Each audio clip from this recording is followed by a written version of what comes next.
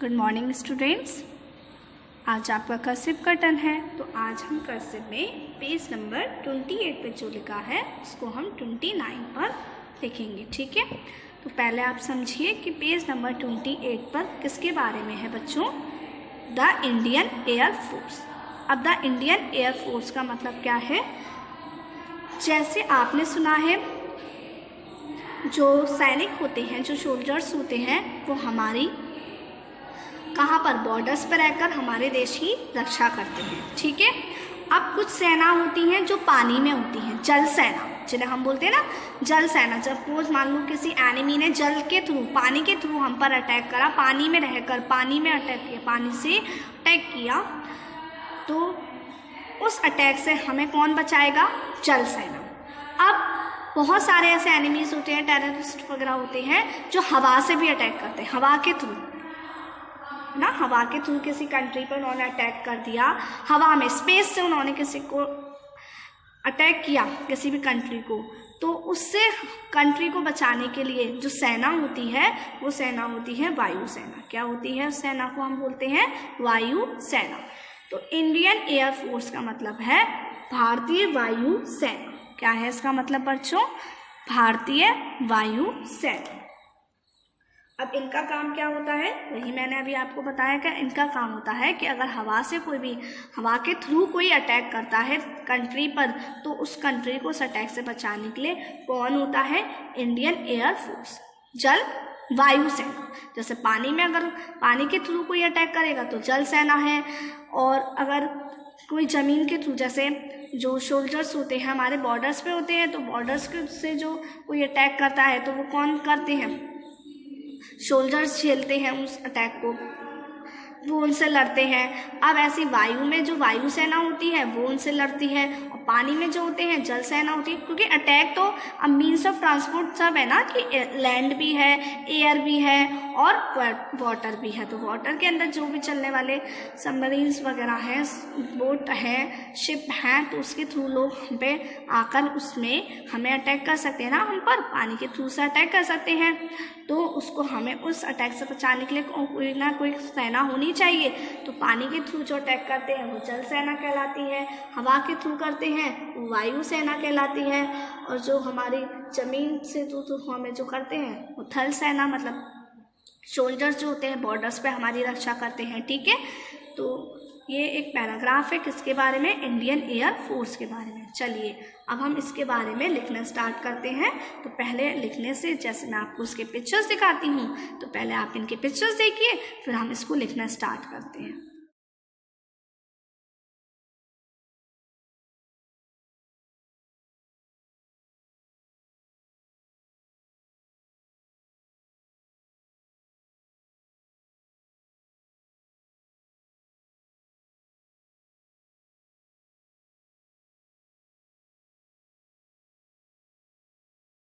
तो बच्चों, आप सभी ने इसकी पिक्चर्स देख ली ना? तो देखिए ना कितनी बड़ी वायु सेना होती है, उनकी भी एक प्रॉपर ड्रेस होती है। जैसे सोल्जर्स की प्रॉपर ड्रेस होती है, इसी तरीके से जल में रहने वाले लोगों की जल सेना जो होती है उनकी भी एक ड्रेस होती है। तो चलिए अब हम लिखना स्टार्ट करते हैं। ओके, तो फर्स्ट क्या है? इट। तो इट कैसे बनाएंगे बच्चों? पहले आप ऐसे स्लैंटिंग लाइन, वो स्ट्रेट लाइन, देन कर्व, फिर ये ऊपर इस तरीके से। ओके, ये क्या हो गया? आई। फिर क्या आएगा बच्चों? टी, आई टी, इस तरीके से इससे ज्वाइन करते हुए इट। आगे इज, आई एस। थोड़ा सा इनकी ये कर्व आप निकाल, ये इसलिए निकली होती है कर्सिव लेटर्स में कर्व, क्योंकि हम इनको ज्वाइन करते हैं आपस में, तो उसके लिए वो कर्व निकली होती है। ठीक है, इट इज़ द। फिर R A I R, okay, R A R, इसका ऊपर जाता है फिर नीचे थोड़ा सा। ठीक है, दोनों को टच नहीं करना है लाइन को, फिर इससे ही ज्वाइन करते हुए M। Okay, it is the air arm. फिर ऑफ, O, इस तरीके से द। फिर ऑफ के बाद क्या है? द। क्या है? Armed, A R MET, okay. फिर फॉर, FOR। आप मेरा आर देख रहे हैं ना, आर कैसे बन रहा है? आर एक, ये तो उसको लाइन को टच करेगा, बट ये जो उसका सेकंड बनाएंगे हम, वो लाइन को टच नहीं करेगा। फिर फोर्सेस, CES, फोर्सेस। फिर ऑफ, OF। फिर इंडिया,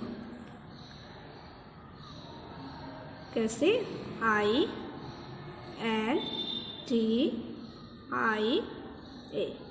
ओके।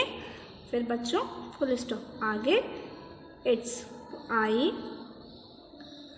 फिर इसी से ज्वाइन करते हुए T, देन S, इट्स।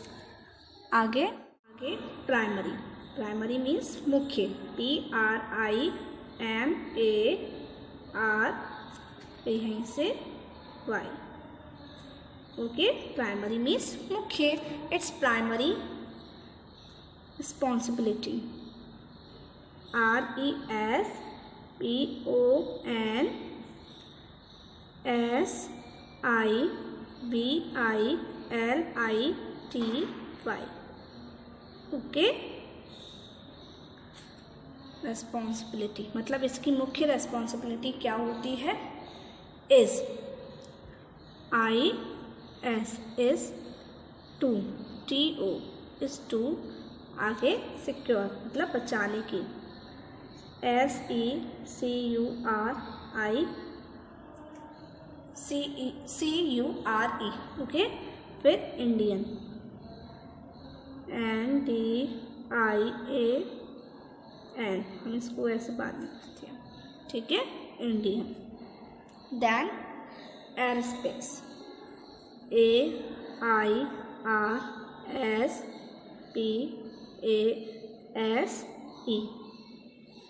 ठीक है। मतलब इसकी जो मुख्य रेस्पॉन्सिबिलिटी क्या होती है? जो भी हवा को, मतलब हवा के थ्रू अगर हम पे कोई अटैक हो रहा है तो उस अटैक से ये हमें बचाती है। आगे देखिए क्या है, एंड फिर to, TO, okay. Conduct, CONDUCT,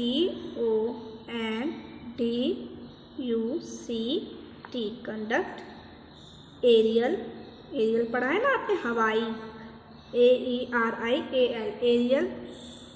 war, ऐसे, वॉरफेयर, वॉरफेयर मीन्स होता है युद्ध। मतलब जो भी हवा में युद्ध होते हैं वो कौन कंडक्ट कराता है? कौन?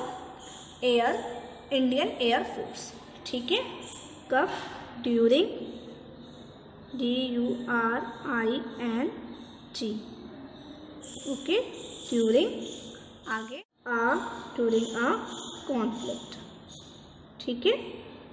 मतलब क्या है इसका मतलब कि अगर जैसे कोई भी झगड़ा वगैरह हुआ तो झगड़े के बाद युद्ध होता है, ठीक है। CONFILICT,